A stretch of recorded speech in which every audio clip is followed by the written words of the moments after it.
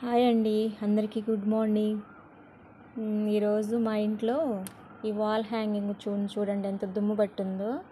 అంటే మా ఇల్లు పెంకుటిల్లు అన్నమాట. సో కాబట్టి త్వరగా దుమ్ము అనేది ఎక్కువ వచ్చేస్తూ ఉంటుంది అన్నమాట.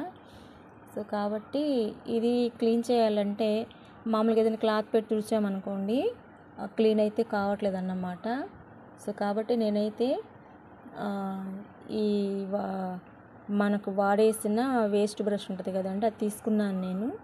తీసుకొని వీటిని ఇలా ఈ విధంగా ఉన్న దుమ్ము మొత్తం అయితే ఇలా ప్రెస్ చేసినప్పుడు, తుడిచేసినప్పుడు పోతుందన్నమాట. చాలా ఎక్కువ క్లీన్ అవుతుందన్నమాట. చూడండి, ఇక్కడ వీటికున్న డిఫరెన్స్కి ఇక్కడ క్లీన్ అయిన తర్వాత క్లియర్గా కనిపిస్తుంది అన్నమాట. చూడండి, ఈ వాల్ హ్యాంగ్ అయితే నేనే తయారు చేశానండి. ఇంట్లో గాజులు ఉంటాయి కదండి, ఆ గాజులు అంటే నేను వేసుకోవట్లేదు. ఇంకా ఆ గాజులు తీసేసుకొని ఇంక ఈ విధంగా ఊలు తీసుకొని ఇలా అయితే రౌండ్ షేప్ చుట్టేసాను.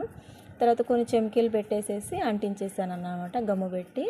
సో కాబట్టి గోడ మీద మనకి చక్కగా అలంకరించిన వస్తువుగా బాగుంటుంది అన్నమాట.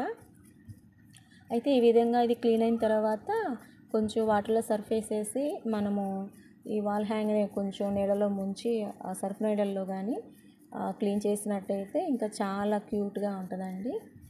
మీ ఇళ్ళల్లో ఎవరి ఇంట్లోనన్నా ఉంటే ఇలా సింపుల్గా చిన్న సింపుల్ చిట్కాలతోటి మనము మన ఇంట్లో ఉన్న చిన్న క్లీన్ చేసుకోవచ్చు అన్నమాట. ఓకే అండి, బాయ్.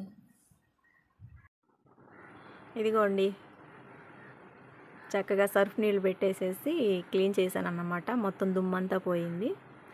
వాల్ హ్యాంగ్ రెడీ అయిపోయింది అన్నమాట.